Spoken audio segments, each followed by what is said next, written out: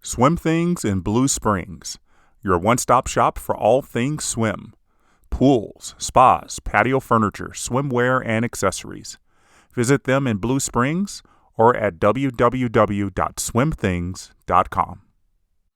Well, I actually joke that designing the pool that was my thesis was my kind of career goal. So now I'm just gonna have to retire, I think.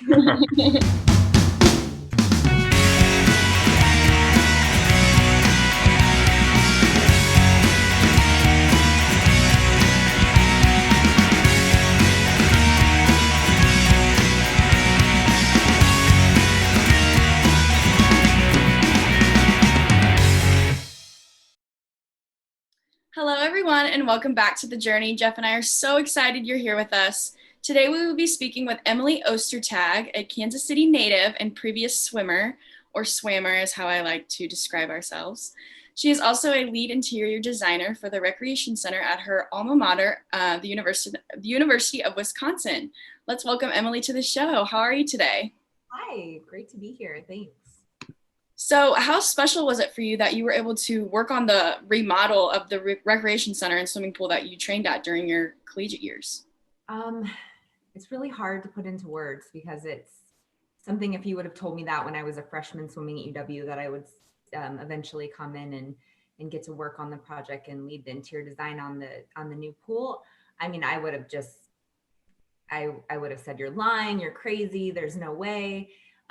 So it's definitely been a journey and to get to where we are today, and the facility just opened, so it's really been special. There was a student referendum that they were trying to pass when I was there a long time ago to get the new pool, so I was able to sit in on a couple of those meetings, and then I stayed and got my master's at Wisconsin, and my thesis was actually on redesigning that pool. So fast forward to many years later, when I started working at HOK, we pursued the project and won it. And it took about 5 years from interview to complete of construction, and it's finally open, and I couldn't be happier. It seems like a little bit of divine intervention that you happened to be at the firm that was going to be putting in the bid to do this recreation center remodel that you had always thought would be a good idea. What did it feel like to know that that your company and you would actually be doing this remodel? Um, it was really special. So one of my other coworkers is actually also a former athlete football player at Wisconsin, and he's an architect and works with me.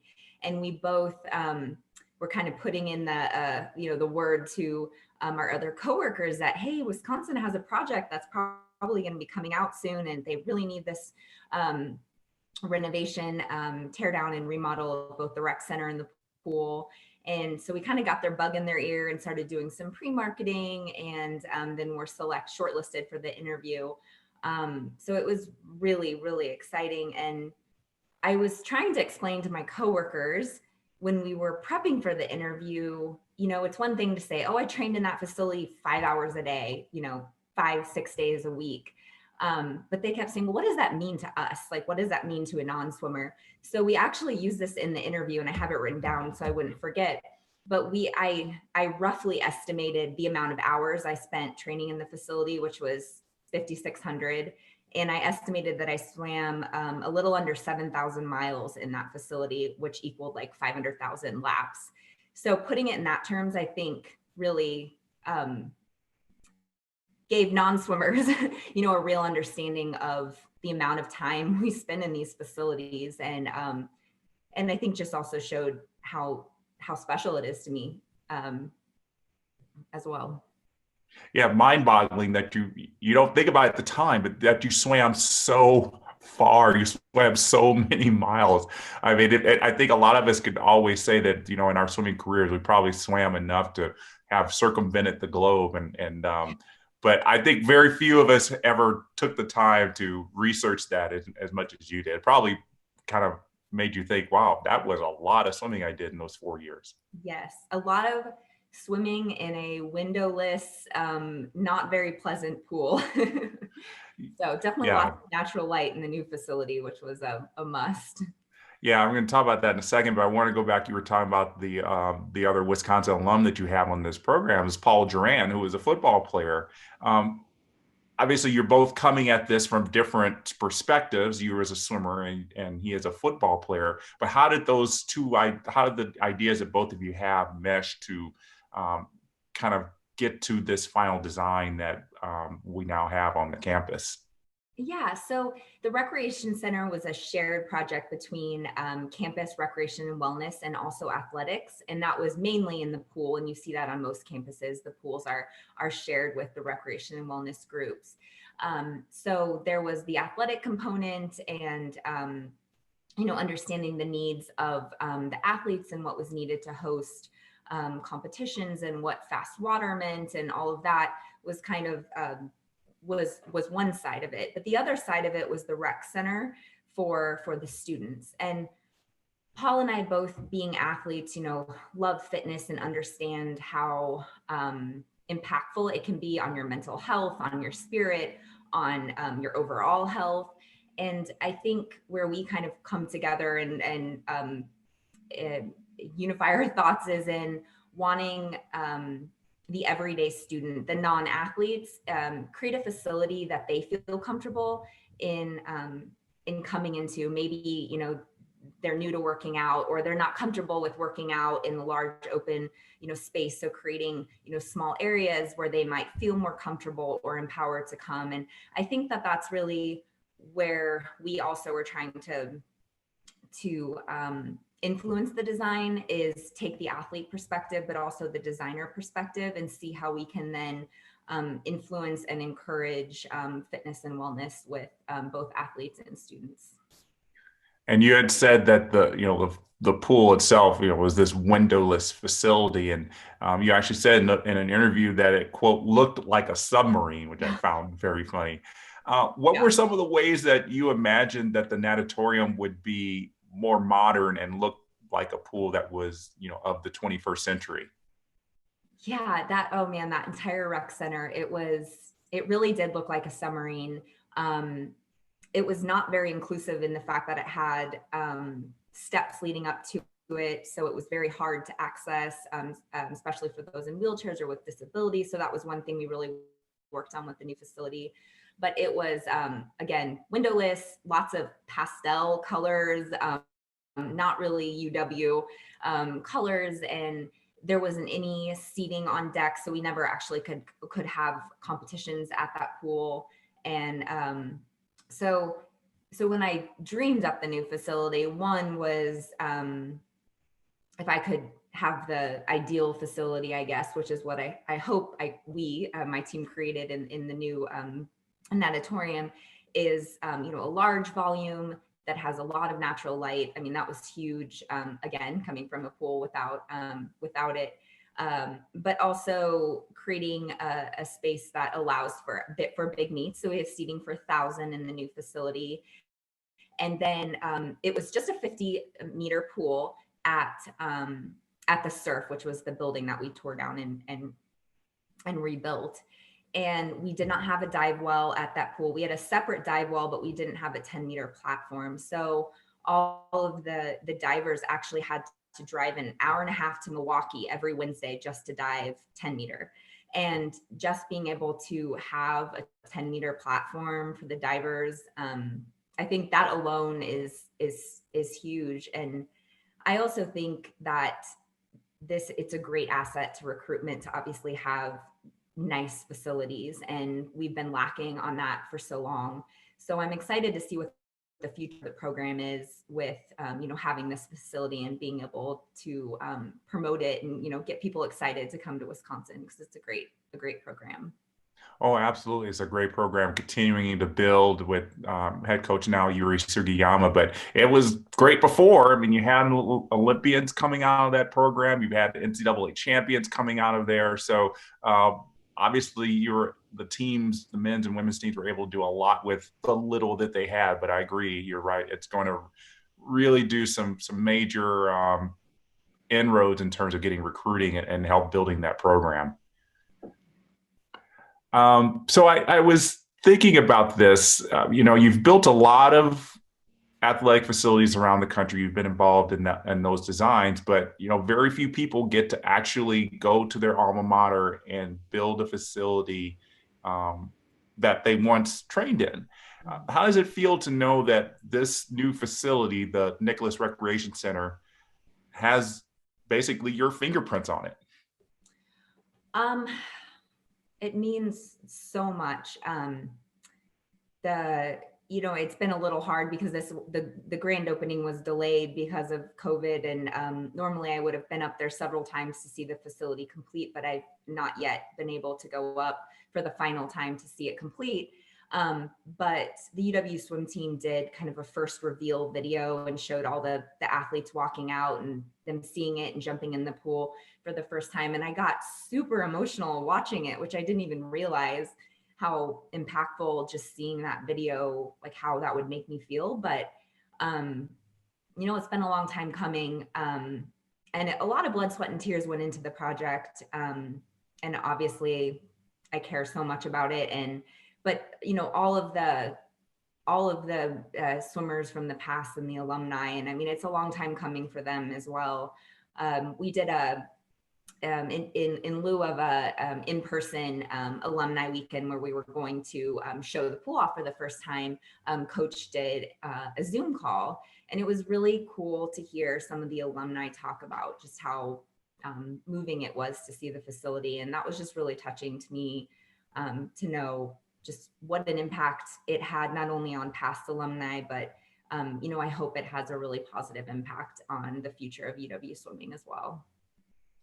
And before I started to learn more about you, I didn't know there was such a thing as sports architecture. Like, that's an actual part of being an architect. You can go into that specific field. So why does that field appeal to you? Well, so my undergraduate's in interior design, the degree is actually interior architecture. So I had a wonderful professor named Wei Dong who was, really big into kind of following your passions. And, I was passionate about interior design, and, he saw how passionate I was about swimming and fitness and wellness. And he really encouraged me to put the two together, which I had really never thought of. And that was, he was my graduate advisor and who I worked with on my master's thesis, but he was really the one who really opened my eyes to that. And then little did I know, Kansas City, which is where I grew up and I now live, is the headquarters for some of the largest sports architecture firms in the world.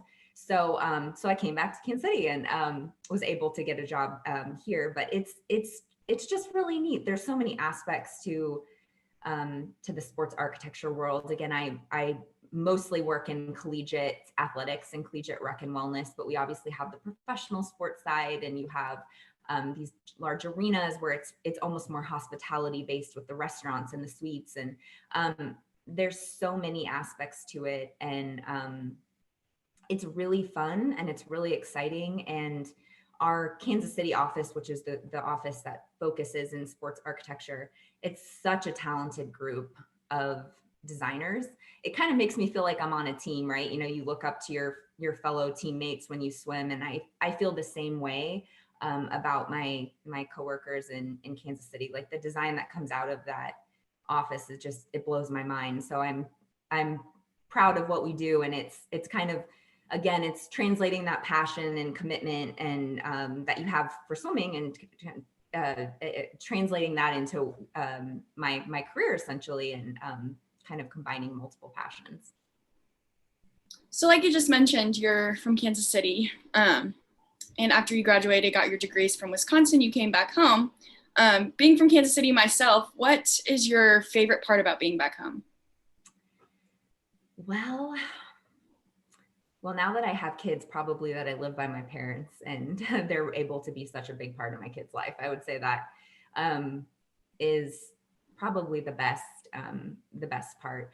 I was always one of those people who never thought I would come back to Kansas City, not because I didn't love it. I always thought I'd live on a, beach somewhere, but it's just a great Midwest, town, still large enough scale that it feels kind of big city, but we live in the suburbs. Molly, I live in the same city you grew up in, and I just like that kind of balance between it kind of feels like a big city, but not, and that we can have these firms like the sports architecture firms here. And it's also great that it's centrally located because we travel quite a bit for my job based on, going to all the different colleges. I'm really curious, what things did you enjoy doing as a child that made you kind of incoherent about building things and interior design, that made you choose the career you chose? Yeah, that's a great question. I was always, well, besides loving swimming and doing that, I actually also did synchronized swimming for 9 years and started that when I was 6 years old, um, which I think has a little bit more of a creative aspect to it than competitive swimming. But I always enjoyed arts and creative type things, whether it was, I actually have notebooks full of floor plans. I used to draw houses for my friends when they were little, and it'd be like 10 stories tall and slides and all kinds of crazy stuff. And like my family, we always like to go look at model homes and kind of do things like that. So I think they had an influence on me as well. But I just, anything creative, I guess I enjoyed as a kid, in addition to swimming. Swimming was number one. Was that career path one of the reasons you chose Wisconsin? Actually, it wasn't. I wasn't sure. I wasn't 100% sure what I wanted to do. I debated between architecture and interior design. I thought that was the path that I wanted to choose, but I was not sure. So all of the schools I looked at were really great academic schools. So I felt like no matter which school I chose, that I would get a great education. And when I told people on recruiting trips that I wanted to do architecture, everyone's like, oh no, you can't be an athlete and do architecture. So I got a lot of that.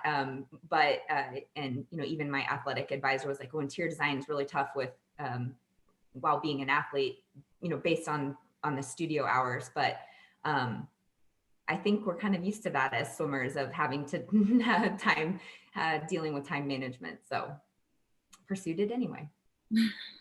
Well, perks to you, because my decision going to college, I decided to pursue my career rather than to pursue swimming, which was a good decision for me, but it is I give props to people who swim and do a very hard career path. So props to you. Just another quick question. How old were you when you started swimming? I would say 4, but really probably 6 years old. I started our summer league team that I swam competitively, and then I started synchronized swimming year round at age 6, and that was because my mom put me in ballet, and it was not very good at it, and she knew I loved the water, and synchronized swimming, a lot of people like to say it's ballet under the water, so it was naturally a really good fit. And then when I was, I think 10 or 11 is when I started doing both competitive swimming and synchronized swimming year round. And then going into my freshman years, when I decided that I wanted to, I knew that I needed to choose one or the other, because I wanted to go to college and swim, and you can't do both. So that's when I chose competitive swimming. Well, you made a good choice. I'm going to tell you that, especially because you got to compete at the NCAA championships. I mean, that's the goal of every collegiate swimmer, and you got to do that. We want to let people know that you were Emily Carpenter back then at Wisconsin. So anybody who's wants to look up your swimming history would not find anything with Emily Ostertag. How many times did you get to swim at the NCAA championships?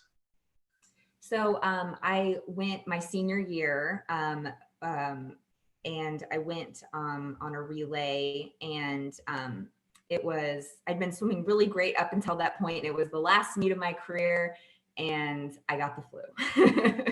So that was a little bit of a bummer to kind of end the career on that, but it was still an amazing experience, and so happy I got to go and be with my team for that meet.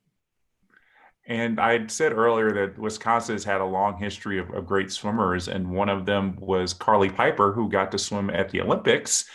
You were actually on the team when she swam in that 800 freestyle relay in Athens in 2004. What was it like for the Wisconsin men's and women's teams, because it's a combined team? What was it like to for her to come back, and the mood of the team, knowing that they had not just an Olympian, but an Olympic gold medalist and world record holder in the water with you every day? Well, I just got goosebumps when you said that. So Carly was actually my roommate at the time, and oh, it was amazing. It was so amazing to watch it, and she's such an inspiration and such a kind, humble person as well. And it was just so fun to see her win it and watch it, and then have her come back. And we had a swim team toga party where she wore her Olympic gold medal, since it was Athens, and just had a lot of fun with it. And it was definitely a very cool experience for me, even just having her as a teammate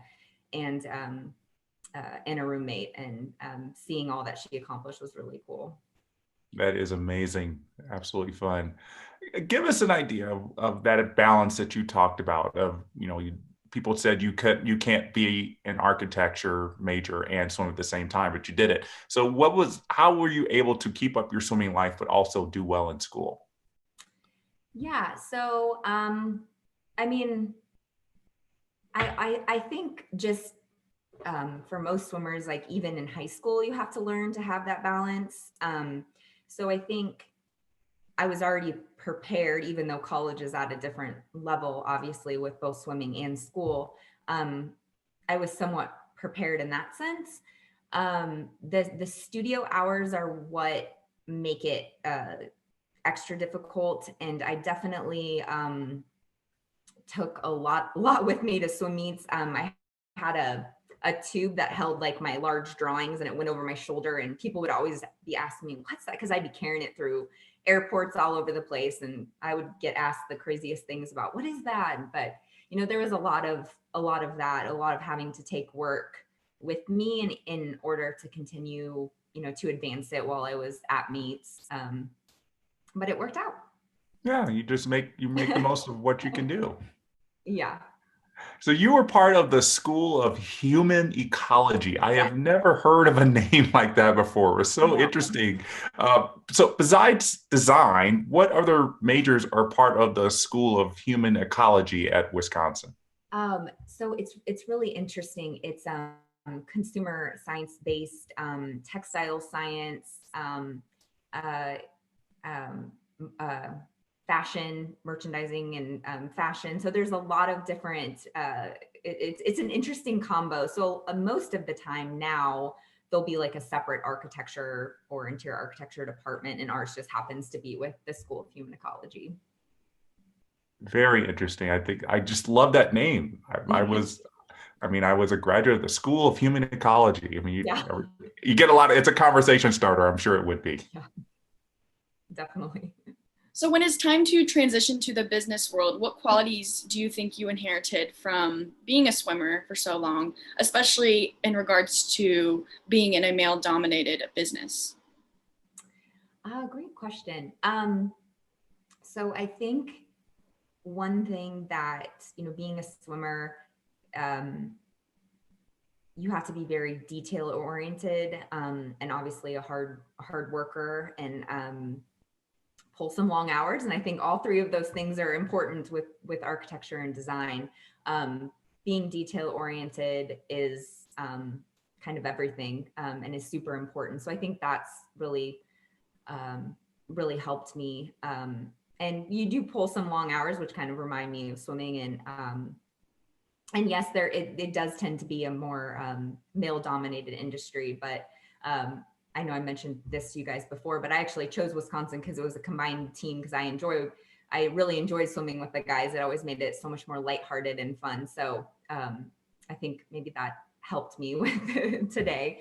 But I think just having to be that dedicated and work that hard at any one thing has really helped. advance my career in many ways. I agree. What would you say is your ultimate career goal, or even your ultimate life goal? Oh man, well, I actually joke that designing the pool, that was my thesis, was my kind of career goal. So now I'm just gonna have to retire, I think. um, so I don't know. I mean, I've said this, like, I don't really know how I can top that, at least for career wise. There actually is another rec center on campus, which is the pool we competed at. And that was just demoed, and we just completed the design, and that is out to bid right now and will go under construction here soon. So I'm doing other work on campus. So I think just continuing to work on campus and give back to the university as much as possible.